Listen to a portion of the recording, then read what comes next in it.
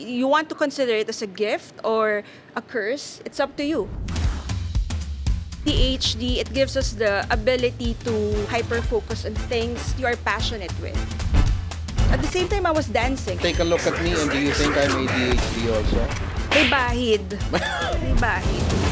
Nag-focus naman siya. O walang alis, hindi kami titigil. In the 90s, I was your fan.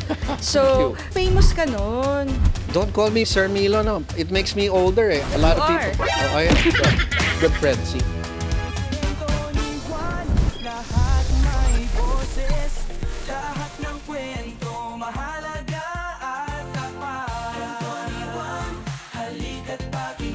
Welcome to KwentoJuan, the show where we dive deep into the real stories of ordinary individuals who achieve extraordinary results. We're here to explore the journeys of people who went from struggling to thriving, uncovering the strategies, the grit, the sheer determination that propelled them to success. Oh yes, join us as we hear firsthand accounts of career pivots, entrepreneurial ventures, and the daily battles fought and won by those who dared to dream bigger. This is KwentoJuan, so let's get started. Our special guest tonight is a true inspiration, a woman who has defied the odds and risen to incredible heights. Ladies and gentlemen, let's give a warm welcome to Miss TanTan San Diego de Mapiles. TanTan's journey is short of remarkable. Even at a young age, she faced challenges that many of us can only imagine. She was diagnosed with ADHD. She learned early on the importance of focus and determination, and we're going to expound more on what ADHD is all about. She excelled academically, graduating cum laude from the prestigious University of the Philippines, and her journey continued here at ABS-CBN. Once again, how about a big hand for Miss? Call her TanTan. That's how much she wants to be called. Yes, sir. TanTan, welcome to KwentoJuan. Thank you for coming over and helping us out, and will be an inspiration and motivation for all. Thank you, Sir Milo. Hi, don't call me Sir Milo, no. It makes me older, eh. But A lot you of are. people. Oh, I am. Sorry. Good friend, see? Kumare ko pa yan. It's Neurodiversity Week today. What is that all about? Neurodiversity Week. It's about celebrating differences in our wiring system sa brain po natin. ADHD, for instance, is, I don't actually consider it as an illness, but it's just, being different. You don't look like one. Well, according to my psychiatrist, probably I'm one of the high-functioning ADHDers. So that's why, growing up, hindi siya halata. But, of course, people close to me, they will see the nuances. They will see the difference, in the way I think, the way I process ideas, the way I handle my emotions. It's really different compared to the neurotypicals. So, what sets you apart different from the norm? A lot of things, sir. Like? Like, for example, I really have a very short patience. Alam yan lahat. My family members and even my workmates, my teammates, and even my bosses, they know that I really can't stand a very long talk, especially if the topic is not really interesting. So, siya hindi dapat yeah. short, dapat short lang tayo dito? Hindi naman. Di But this is naman, very because- interesting, di ba? Yeah, I can, You can tolerate chat with me. you for hours. Yeah. Yes. And Go ahead, another sorry. thing is, marami siya. It's really a lot of things. Like, normally, when we talk about ADHD, we think of people na hyperactive, hindi mapakali. But at times, I am like that. My friends know that there are times na I cannot sit still. So I need to, walk around or do things because I just cannot Can't be- control my energy, probably. Is it energy, emotion, or thinking All of those things. combined together? Yes. Kasi na-diagnose ako 2021 pa. It was late diagnosis. I'm under medication. Today, right? This very moment? Yeah, right. Okay. Actually, dapat di ako inom ng gamot. Why? Kung hindi ka uminom ng gamot ngayon, mas talkative, ganun Mas ba? talkative. Pag wala kasi akong gamot, parang mas mabilis yung brain ko compared to my mouth. Though, Kapag hindi ka uminom yes. ng gamot. Minsan the coherence nawawala. And I talk about a lot of things. I jump from one topic to another. Nawawala ako because mas mabilis yung pag-isip. So the medicine puts coherence and ganun yes, ba yun? it gives me instant focus. Is it bring you down or no?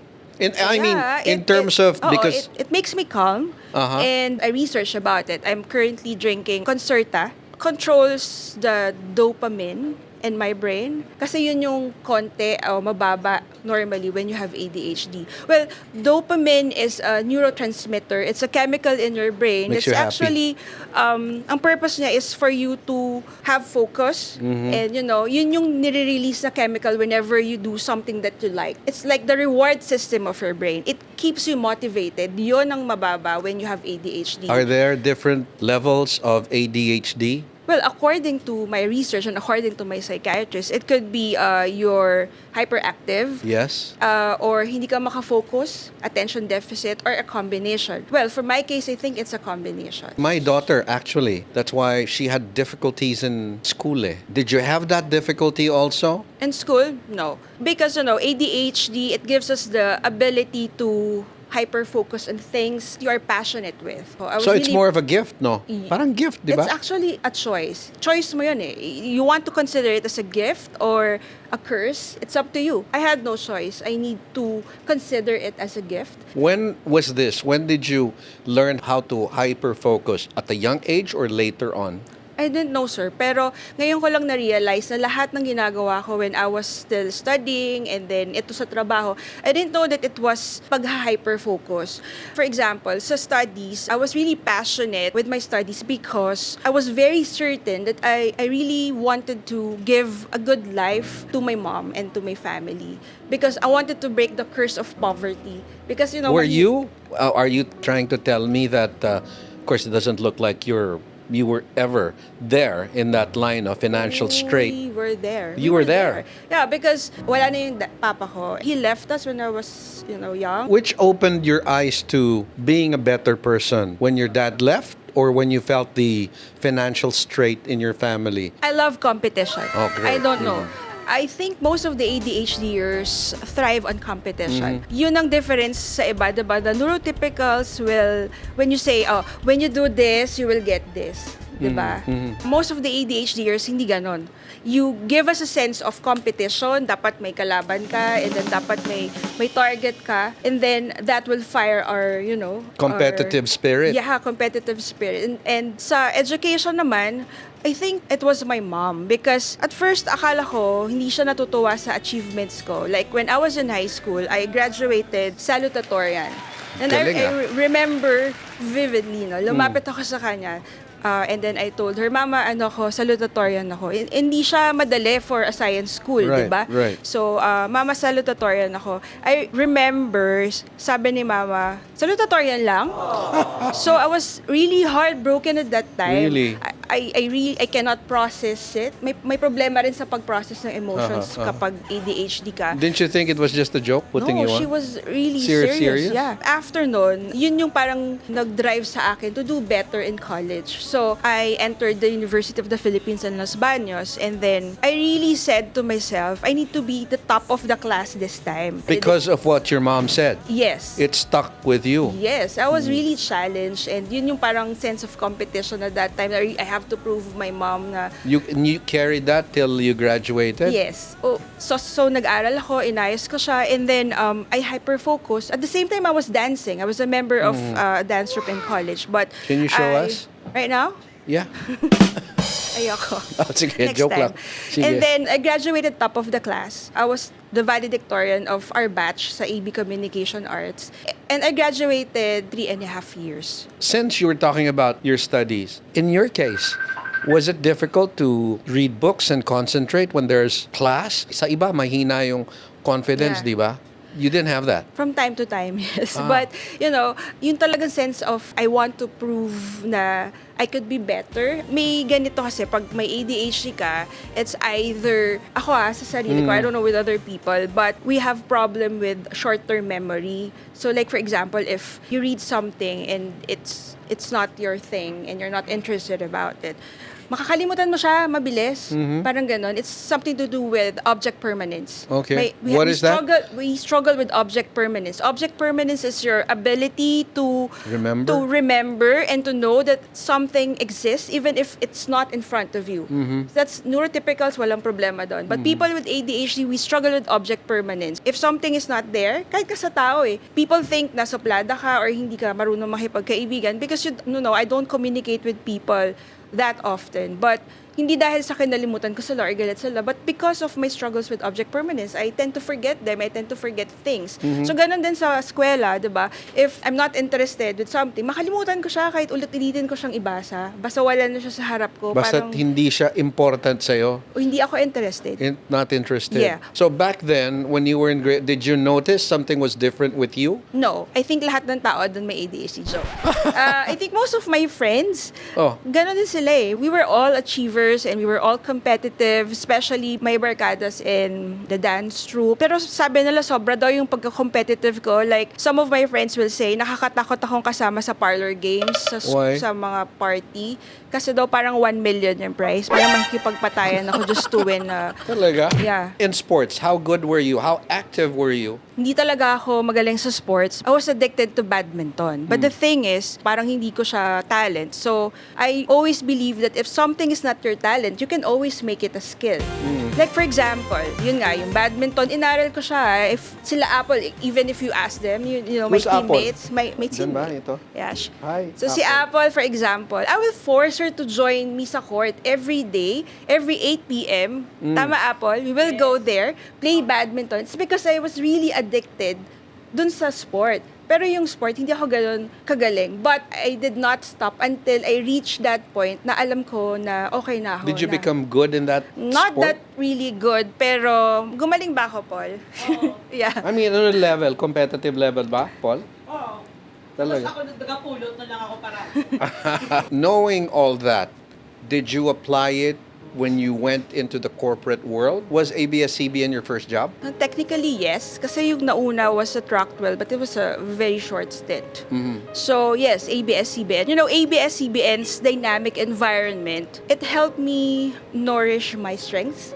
Swak siya. Ano what do you call this? Bagay kami. Why? Because, you know, having ADHD, it gives me the ability to sustain energy. Kailangan natin yun, di ba, sa media? Yeah. Yung hindi ka mabilis mapagod. And then, it gives me the ability to think of creative solutions to problems while you are under pressure. Lahat ng yon, it helped me to thrive in ABS-CBN kasi yun ang kailangan ng trabaho natin sa So media. why did you go to ABS-CBN? I actually applied both sa GMA and ABS-CBN. Sa ABS-CBN, nakita ko kasi sa Marinela, nakalagay, we're looking for production assistants. And then, please drop your resume, ganyan. Pumunta ako sa Sierra Gate, i-drop ko yung resume ko, tapos umaapaw siya, sir. Ah, Parang sabi ko, paano mabasa ng HR? Talagang Dami. oo. So what I did, binoon ko talaga yung resume ko Sa ilalim. Sa ilalim. Sa GMA, it was easy because I just handed it to the guard. did the two networks call you? Yes. Abo. ABS-CBN called 3 days earlier than GMA. Did you come Yeah. across some people where they had to choose between you and them or hindi na? Hindi na. Out of so many, ikaw yung napili or there were several of you? Siyempre may callback. Right. Parang audition. So sa callback, they tatawagan ka nila and they will ask you to form a line sa may audience entrance. So yung linya, abot na dun sa Sgera, parang hundreds yon nakapila, and then we were interviewed, we took the exam, and then we're shortlisted to, I think, 20. And there was another round of interview kasi gagawin daw 15. And then yung kapili na ng 15, we trained under Talent Center, I think, and then we were deployed to production. I was initially deployed to the comedy group. I started working 19 years old eh. I worked with them siguro mga 3 years, and then I decided to resign because at that time, I think I had 3 shows. Siguro na burnout, 3 shows eh. Yung from ABS. Yeah, I resigned from ABS. Napagod yata ako at that time. And then, I went back to school. So, nag-masters ako sa UP Diliman. And at the same time, dahil nga marami akong energy, nagturo pa ako sa UP Los Baños. So, I was 23 years old. Now that you became busy, how was it more? You know, when you have ADHD, ngayon ko lang nalaman na akala ko dati tamad lang ako. Tamad. When in you say terms of- tamad, like what? You stay in bed? Yeah. Ganon? Oo. I don't like doing household chores. It's not my interest kasi. And, Even up to now? Yeah. Sabi ng nanay ko, parang, kailangan yumaman ka kasi tamad ka. Ganun siya. So, it's stuck in my head, kailangan yumaman ako kasi tamad ako. Pero, after learning about ADHD, it's not about laziness. We really have challenges when it comes to motivating ourselves. Back then, naniwala rin ako tamad ako sa bahay.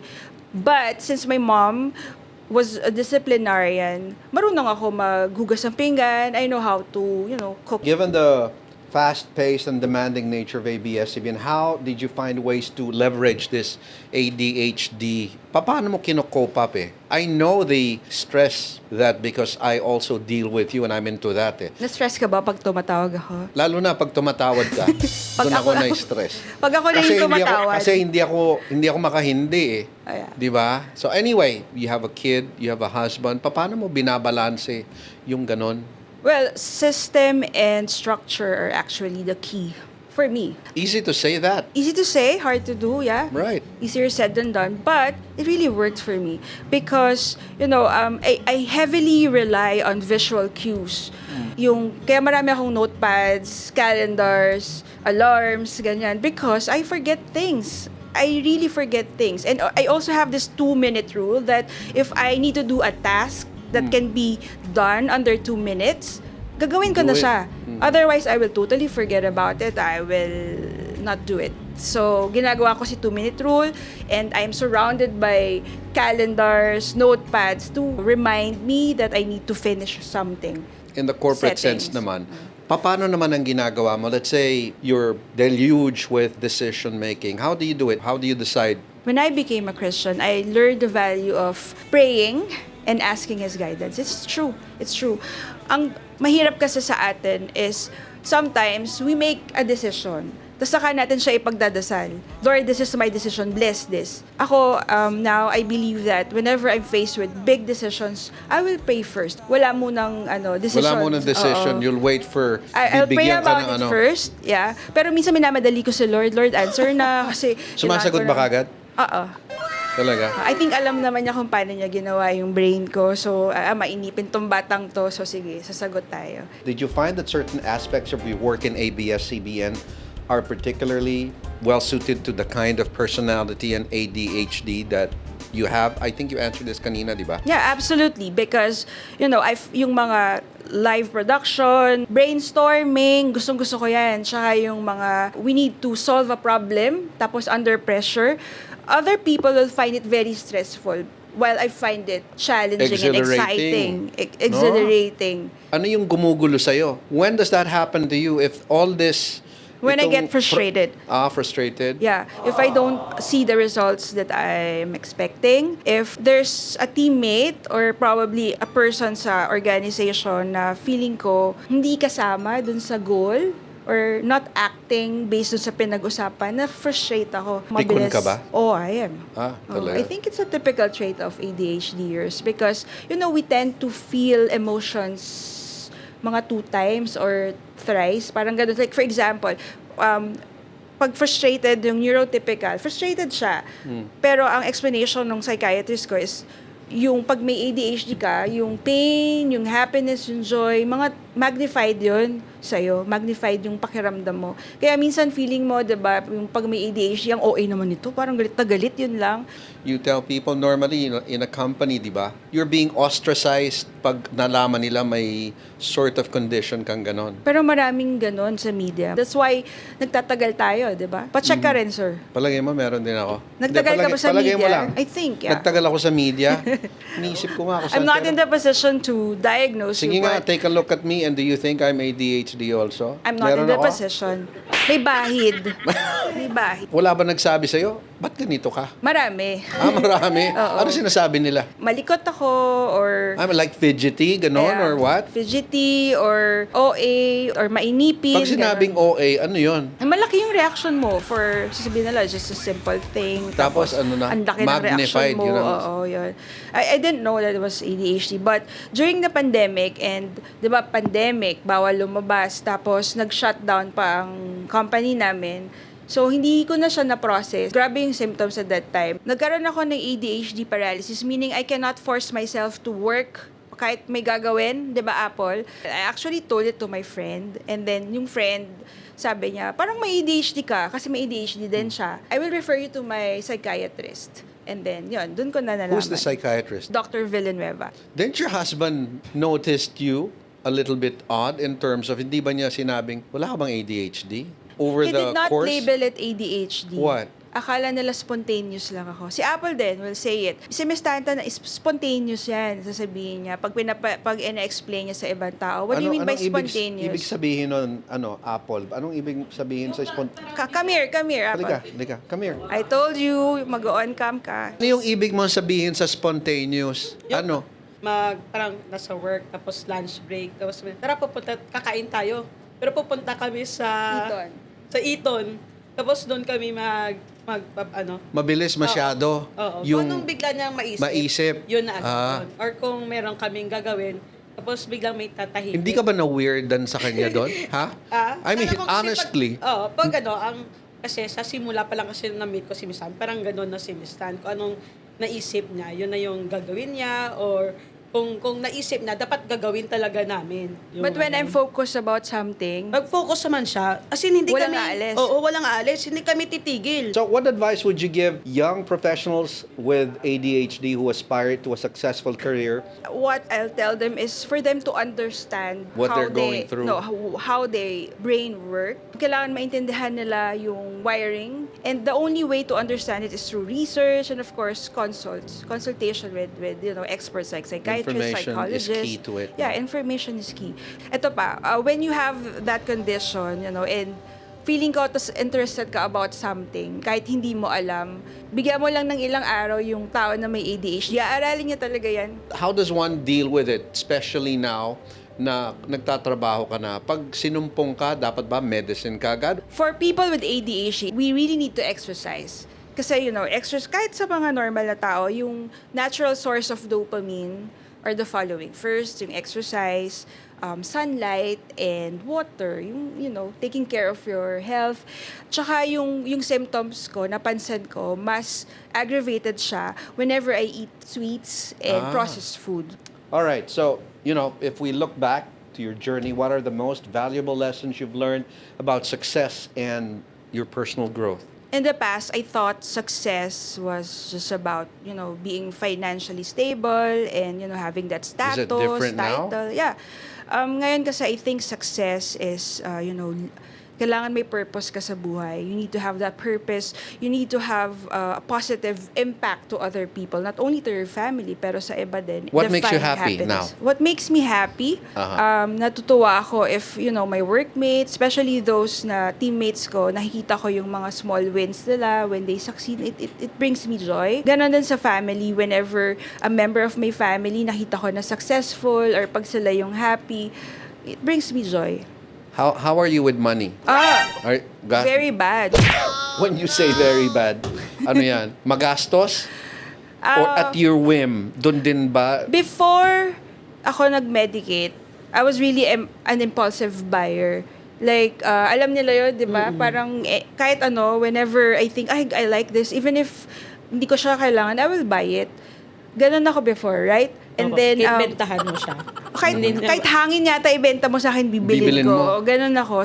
Natatawa si nanay ko kasi whenever I go home, kahit konti lang yung sweldo ko, kung ano-anong dala ko, Bibilin mga mo. binenta sa akin, ganon.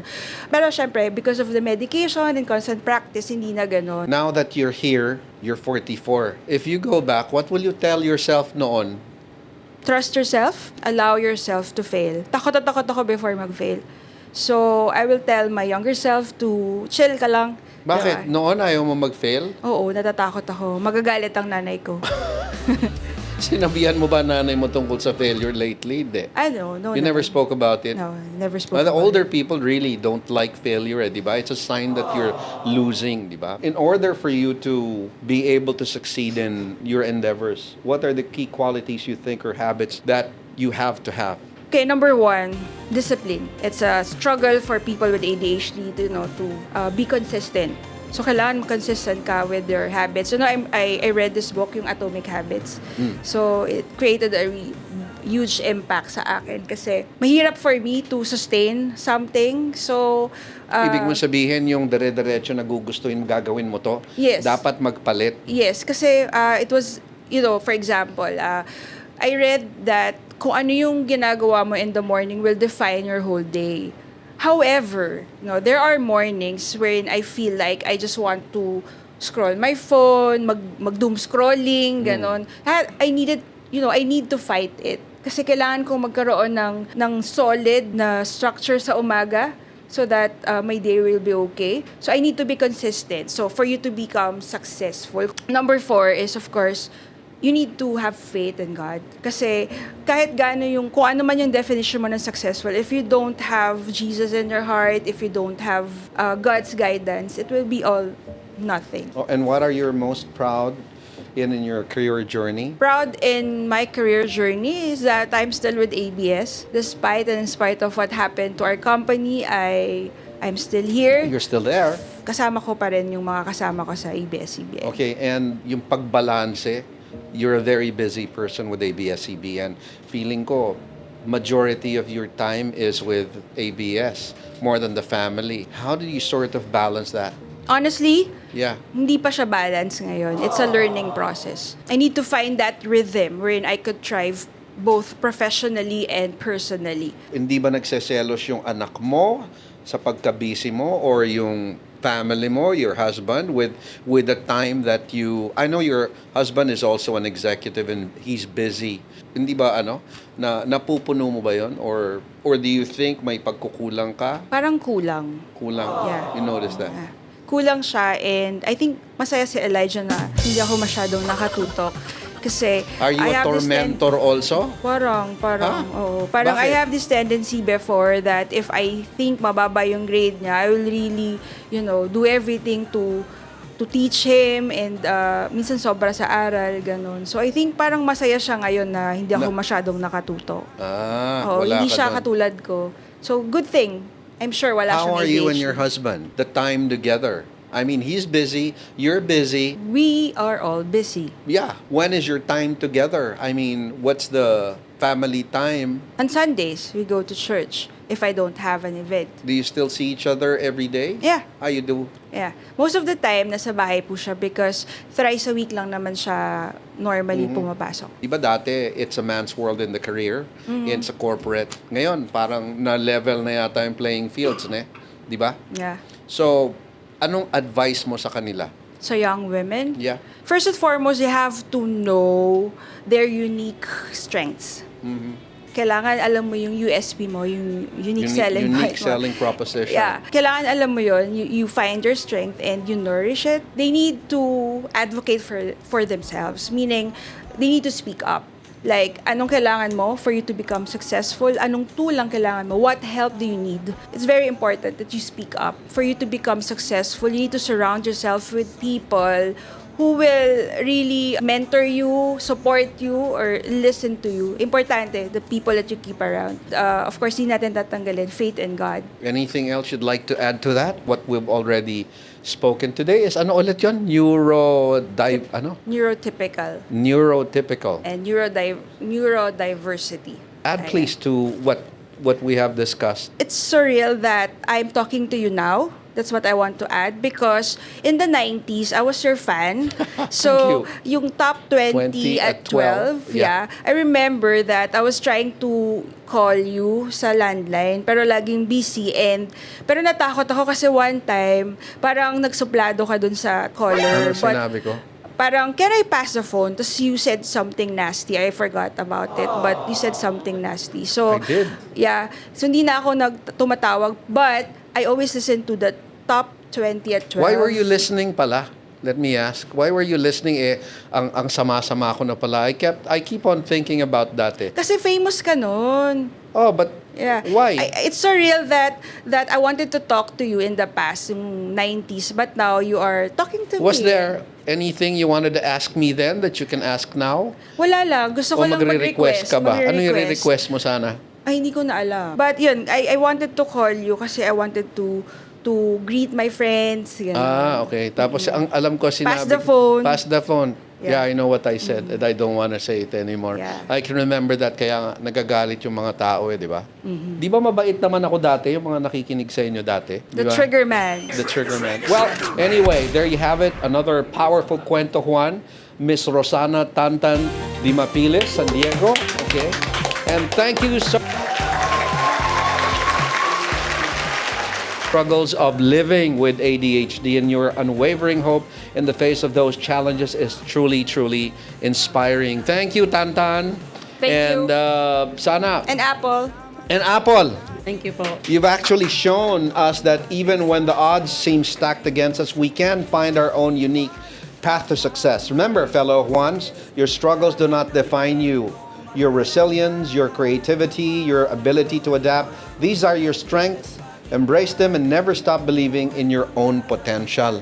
Maraming salamat. Until next time, keep writing your own amazing Kwento Juan. I'm the Trigger Man. And as I remember mo ba to? Keep jumping up high. Don't forget to go back on the ground. That's what I said. Keep on the Yeah. ground. Thank you very much. Thank you very much. TanTan, Apple, and thank you everybody. Good night. Kung ano man yung definition natin ng successful is you have to be consistent, you need to have the discipline, and you need to be grateful. But the older people really don't like failure, di ba? It's a sign that you're losing, di ba? Pero, through failure is where you That's where actually learn it. Yeah. For you to become successful, you need to surround yourself with people who will really mentor you, support you, or listen to you. Importante, the people that you keep around. Lahat may boses, lahat ng kwento mahal.